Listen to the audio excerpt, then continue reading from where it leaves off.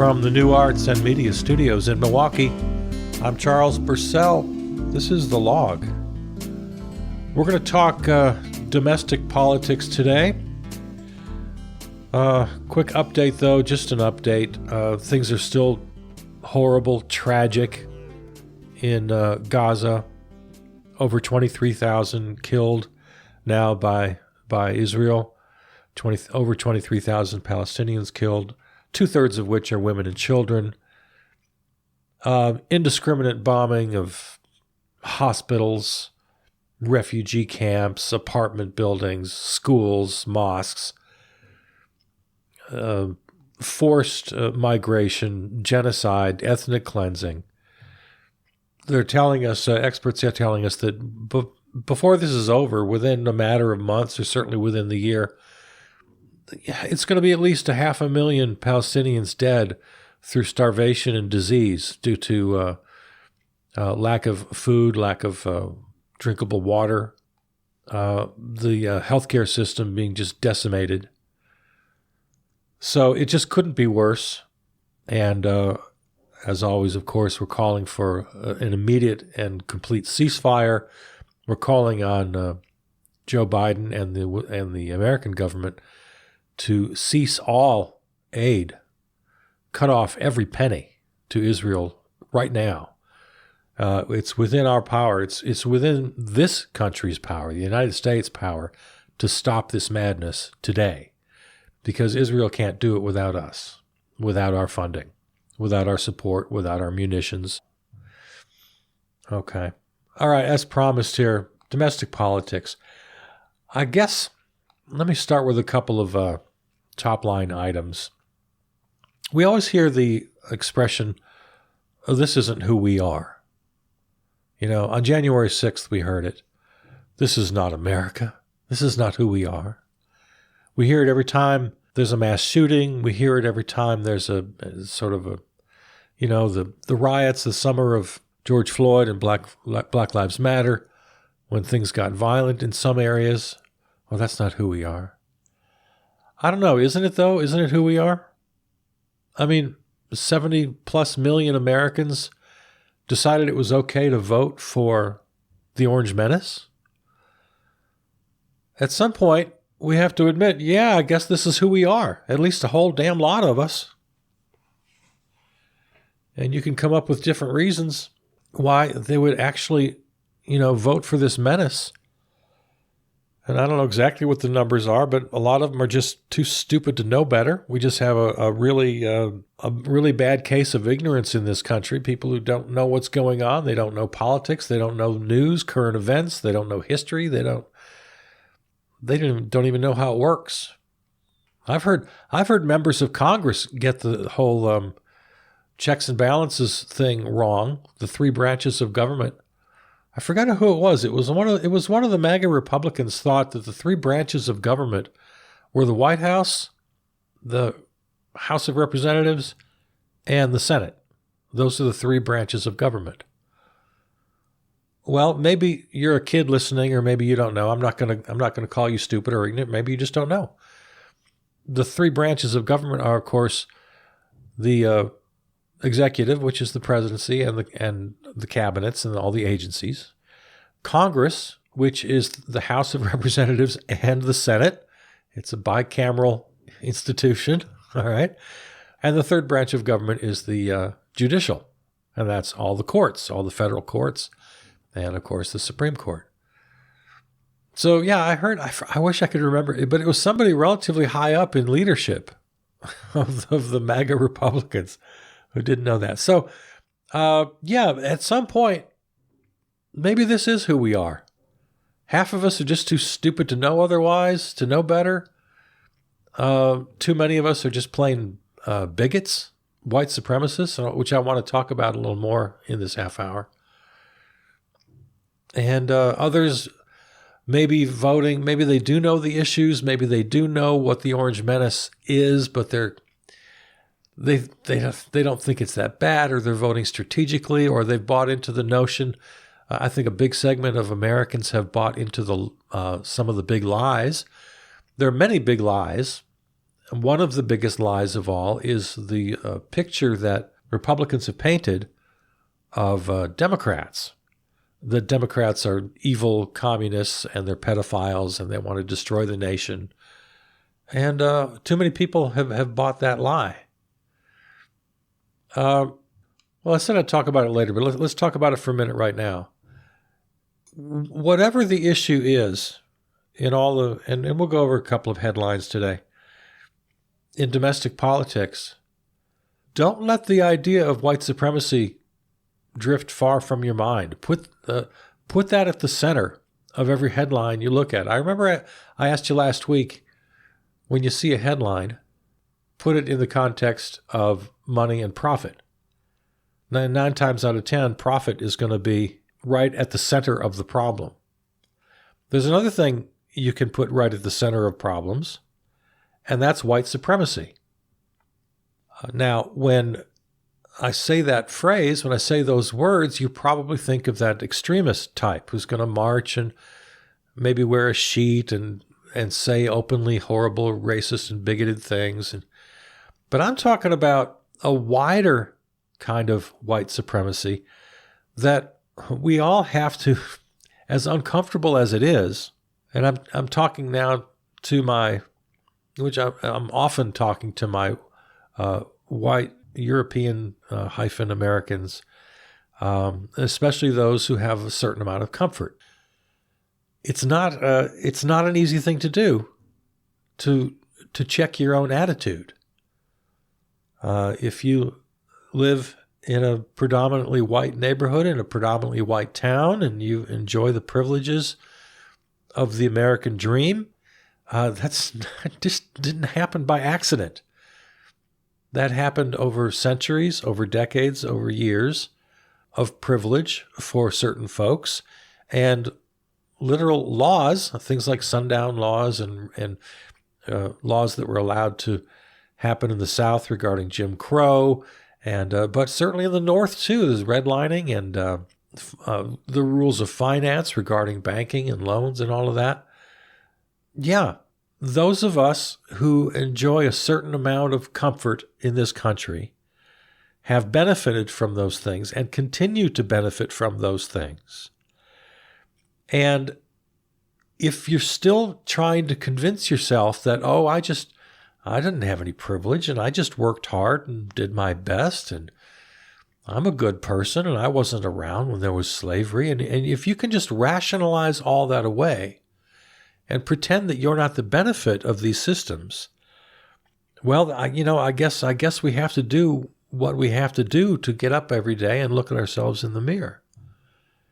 But I'm asking you to look at yourself honestly. I'm asking you to look at the world honestly and understand what white supremacy really is. It's the basic foundation of the nation. White supremacy is at the center. It's at the definitional center of the United States of America. Not only its founding, but its current state. And there again, I'll ask you just a very simple little what-if question. What if you woke up tomorrow and you were suddenly in the minority? A rather small minority. And everyone around you is mostly people of color. And it's not just a matter of skin tone, it's a matter of culture. What kind of town celebrations? Suddenly Juneteenth is a lot bigger than the 4th of July. Suddenly there are more bodegas than corner groceries. Your whole life takes on a different flavor. All of your surroundings. And this is much more than a hypothetical because it's pretty much where we're going. And my little thought experiment here is, well, what would you do? What would you think of that? Would you be okay with that? A lot of you are saying right now, sure, I'd be happy with that. There's a little siren outside my window. I'm not quite as soundproof as I ought to be. My little thought experiment with you is not really an experiment at all. I'm asking you, how would you feel about it? What would you do? Would you move? Would you feel like an oppressed minority? Would you resent it? Would you feel like, Oh, other people they can enjoy their lives more than I can enjoy mine because I'm in a minority. Or maybe you'd say, yeah, bring it on. I'm fine with it. The point being, it's the near future. The people who say, the right wingers, the really despicable ones who talk about the great replacement theory, how whites are going to be driven out and people of color and immigrants are going to take over. Well, as is often the case with nut jobs like the Unabomber or Osama bin Laden, as is often the case, the critique they have is actually, there's a lot about it that's right, that's correct. It's their solutions where they show their madness. Did you ever read the Unabomber's manifesto? He was spot on about a lot of things about American society and American culture. Have you read Osama bin Laden's Message to America? I think that's the name of the book. A lot of bin Laden's critique was actually kind of on the money. Now, a lot of it wasn't, but a lot of it was. And then, of course, like I said, you get to the solutions. That's where we part ways in a pretty big way. No, it's not a good idea, Unabomber, to send bombs through the mail. No, Osama bin Laden, it's not a good idea to kill thousands of innocent people on a New York City morning. No. But the point is, the crazy people are often right about their critique. And the crazy right-wing bigot replacement theory devotees, the white supremacists, they're right about one thing. They're right that the basic power people, straight, white, mostly male, at least there are a lot of women in this too. Lots of white women voted for the Orange Menace. But they're very much part of the male hierarchy because they see they benefit from it. So the straight, cis, white male Christian is indeed going to lose their perch as top dog, to mix a couple of animal metaphors here. Yeah, white supremacists, you're absolutely right about that. Now, let's all agree that that's what's really happening, and it is. Now we just have to decide how we feel about it. Are we okay with it? Are we happy to be one among many? This was one of the historical analysis of Native Americans, the indigenous people of this land, of Turtle Island here. Some of the historical analysis I've heard is that some indigenous folks, some tribes, welcomed the European visitors back in the 15th century and thought, okay, well, welcome. Come on in. You're different, but that's all right. There's room for everybody. And we're all one among many. Now, again, not to paint every indigenous person with the exact same attitude. There's a wide and diverse group of millions of people inhabiting this land with lots of different ideas and varying cultures. But that was one of the historical analyses that I've heard. Yeah, we can be one among many. And they weren't necessarily suspicious. But the Europeans who came over just didn't see it that way. That they could be one among many. They had to engage in genocide and ethnic cleansing and forced migration. Where have we heard that before? So my question to you is, what's your attitude? It's inevitable. There's no fighting the future. There's no fighting history. Oh, people try. Damned if they don't try. They try with money, with force, with power, with violence. Absolutely they try. But in the end, there's no winning. So the only real question then is, what's going to be your attitude? Do you want to be one among many, or do you want to hold your place of privilege? And if you really just think about it and put yourself, I ask you to, when you lie awake tonight just before you go to sleep and you're all alone with your head on your pillow, answer the question silently to yourself. No one else has to hear. Are you okay with being one among many? Or you kind of like your privilege? You kind of like being the person who all my friends and all my neighbors are just like me, and we kind of run things, and it's our culture and it's our religion and it's our, economic status. It's our particular, our society is ours. We define it and we like it this way and we want to keep it this way. Now, if in your honest moment, all alone on your pillow, you feel that way, I got to tell you, you can't keep this over generations without forcing it, without denying history.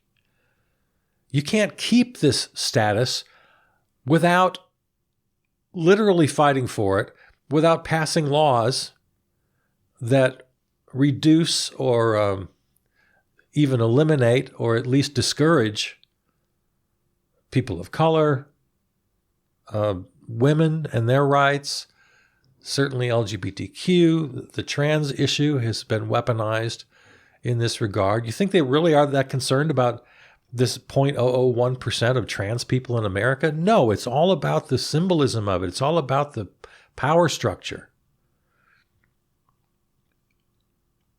So let's just look at a few headlines from this week and see how that fits into what I'm talking about. Think about the people who want to keep power. And you think that has anything to do with the fact that we just had the hottest year in recorded history of all time? 2023 was the hottest year. And oh, by the way, record carbon dioxide emissions in that same year. Think there's any coincidence? You think there might be that have something to do with those in power wanting to keep their power? Yeah, as I said last week, look at any headline and put it in the lens of who's making the money off of this story. Who's profiting in this story? Who's profiting from the disaster itself? And I want to add this week, not just profiting monetarily, but profiting racially as a status in society. White, Christian, male dominated. You're either part of the problem or part of the solution. There's no middle ground anymore. You can't stand on the sideline and just pretend you're watching. You're either participating in the status quo, and the status quo just made us the hottest year on record. You're either participating with that or you're fighting against it. There's no, you can't be neutral anymore. There's no such thing as neutrality. You're either adding to the problem, enabling the problem, or you're fighting it. The Orange Menace in court. I don't know if you saw the headlines on this. Claiming immunity, just pretty much blanket immunity, because he was once president. He can do anything at all. He could kill people. That was what came up in the hypotheticals from the 3-panel judges court.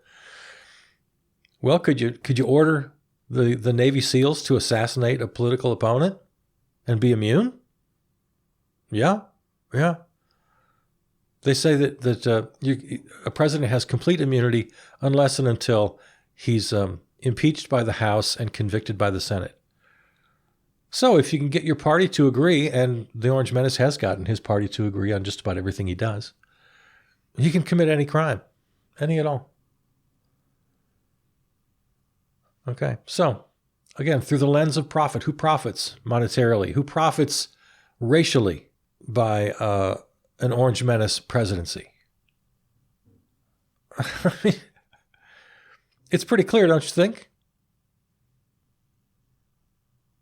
And if you're benefiting, again, there's no such thing as neutrality. By the way, Kevin McCarthy is a punk. He gets rejected by his own party. He's not Speaker of the House. So instead of finishing out his term, he just quits. He just takes his ball and goes home. What a punk. Special election set for, I think, March in California. So his district is unrepresented. He couldn't even stick around to do basic constituency work. I remember when I was in California several years ago, I needed some help from my representative. And I think it was a Republican, actually, but I was having trouble getting unemployment insurance because my previous employer was fighting it, and I knew they were in the wrong, and I really needed help navigating the system. Don't downplay constituent services from representatives in Congress. I don't even remember their name.